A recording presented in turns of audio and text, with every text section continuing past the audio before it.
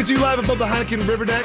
Welcome back to Jalen and Jacoby. Jalen Rose, the NBA news wasn't all about the draft yesterday. Of course, there's the Kyrie Irving situation in Brooklyn. He has until Wednesday to opt in to a one-year deal. They're at an impasse. And the latest is this. He's got a list of teams that he wants to go to if a deal doesn't get done. And that includes the Lakers, Clippers, Knicks, Heat, Mavs, and Sixers. Mr. Rose. What up, though? How is this going to play out? So I clearly see I need to be one of the voices of reason about what Kyrie Irving means in a basketball dynamic. He's one of the best players in the entire league. Easily. Okay. He averaged 27 points last year and basically is a 50-40-90 player. Got the best handles in the league. Got a terrific post game, can jump off both feet and shoot with both hands. He's one of the most unstoppable offensive weapons in the entire league. He's a proven commodity and he's a champion. And he's still got some prime years left. I want everybody to remember, the last 3 years have been an anomaly in our world, period. When you start counting the games Kyrie missed, just look deeper into the box score. Maybe 15 or 20 of those was in the bubble, and another 40 of those because he didn't get vaccinated. That's about 50% of the games that he missed. I don't anticipate those two scenarios taking place over the next 3 years. So why doesn't Sean Marks want to give him a deal? And the second part of that is, since KD has like 2 or 3 years left on his deal, what you do, ding, ding, ding, pair his deal up with KD. Coterminous. Even if his is 1 year longer. You know what I'm saying? Like, this is a multi-billion-dollar franchise. They're still on the back page in their own market. The New York Knickerbockers won as many playoff games this year as they did. You know what this sounds like to me, Jalen? It sounds like negotiating through the media. That's what this sounds like to me, and they're going to end up doing a deal. If you lose Kyrie, you're going to make KD unhappy. Why take that chance? Sign Kyrie and look at KD and say, we did that because we have faith in you. We have faith in y'all. So therefore, if now going forward, you got to judge going forward. You got to look in the wind. There's a reason why the windshield is far superior than the rearview mirror. You got to think about what's happening in the future. And he's going to look at his brother KD, and if they lock arms and they commit to this like they did when they got there, KD just saw the Warriors win the championship.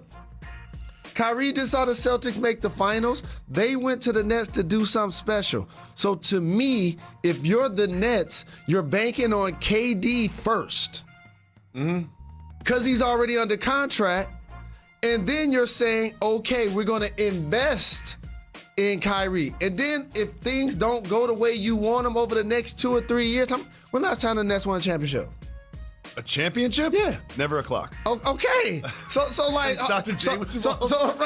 so like this idea that you're gonna have something better without Kyrie, that's just not accurate.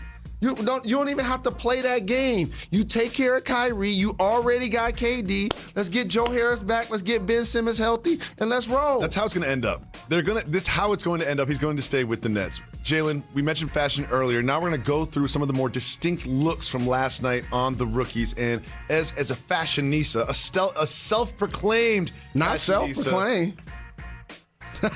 Call yourself a fashionista a lot more than other people do. Let's go through these looks. And we're going to start with Johnny Davis, someone who I'd love to see in a Knicks uniform. Got picked before. Let's take a look at these looks. First is Wisconsin's Johnny Davis. So I got a chance to interview him before the draft, and the Big Ten was look. Representing. I love the buttons, the low double-breasted button. He cleaned it in the board of hell. I've never seen that on your lapel. You might have to plagiarize that. But you did see me rocking pins and brooches. Of course. The flower was great flowers last night. and all that. Expensive flower So those are just like a graduation. He's Chet Holmgren's next. And he's a great finisher below the rim, too. Jump off both feet, lose both hands. Like, he's going to be a terrific player in the league. What do you think about this look? I'm happy that he's iced out. That's the first thing that stood out to me. Like, I remember a period of time in our society where dudes that looked like you didn't necessarily wear ice. No. And that wasn't necessarily accepted. No. Let's just be real. So I'm happy for Chet. I think he got the home run spot in OKC where he can nurture his game under the radar and try to become. That's family right there. I see you, nephew. Look at the college. And he's going to be motivated. He went in the second round. The King's going to get a 4-level score. And the one thing I know about him, and you know this from the first interview he was on our show to the second interview, how much he's grown and matured. Like, he's going to be a terrific pro. So this is innovative here. Paolo Banchero with the, like, grimace Christmas tree vibe. And also, like, when you know you go out to be a top 3 pick, like, you can really flex. You know, that's what I felt about his look. Yeah. He's like, I'm about to flex. and I had a chance to meet him a couple of times. Terrific young man representing Seattle. He's going to be a great performer. And this guy, big personality. So he changes hair color all the time. Big personality, great double breast. With the black, he's killing them. Like I said, they got great tailored suits and multinational upbringing. Yeah, they crushing it. Jalen, how the league is growing. And Monica McNutt was killing it too. She absolutely was. Jalen Rose, we have a lot more to discuss from last night. So much changed in the NBA. We will break it down right after this very short break. Let's get it. Stay tuned.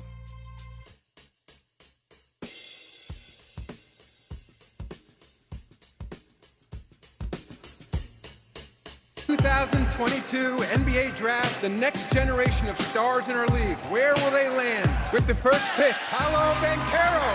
I can't believe what just happened.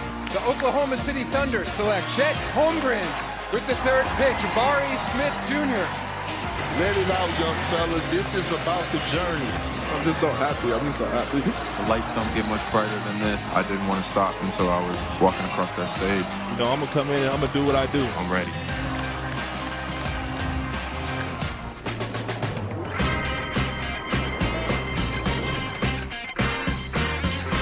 Here's Jalen Rose. I'm David Jacoby. We are Jalen and Jacoby. What is it that we do? And get the people what they want. Jalen Rose. The Detroit Pistons won the draft. The Detroit Pistons won the draft. Not only did Jaden Ivey fall to 5, something no one expected, but then Jalen Duren, a Jalen in Detroit. This is a very significant advancement for your franchise. Absolutely. And remember, like, my father was the #1 pick of the Pistons in 1967. And though I never met him, my mother nurtured me into basketball. That was her favorite team. It was our favorite sport. And that's something that we bonded over.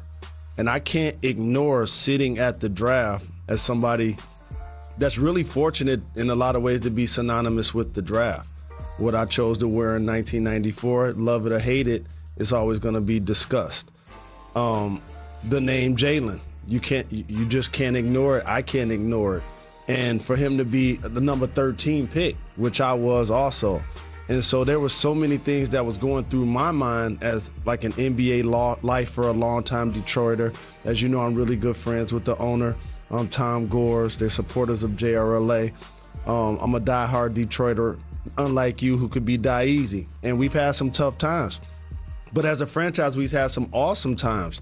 And working the draft last year was a pivot point. The general manager, Trey Weaver's doing an amazing job. And the pivot point, there were 2. One, we kept Dwayne Casey.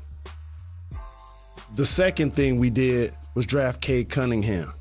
And then when you now see that he can become a franchise player,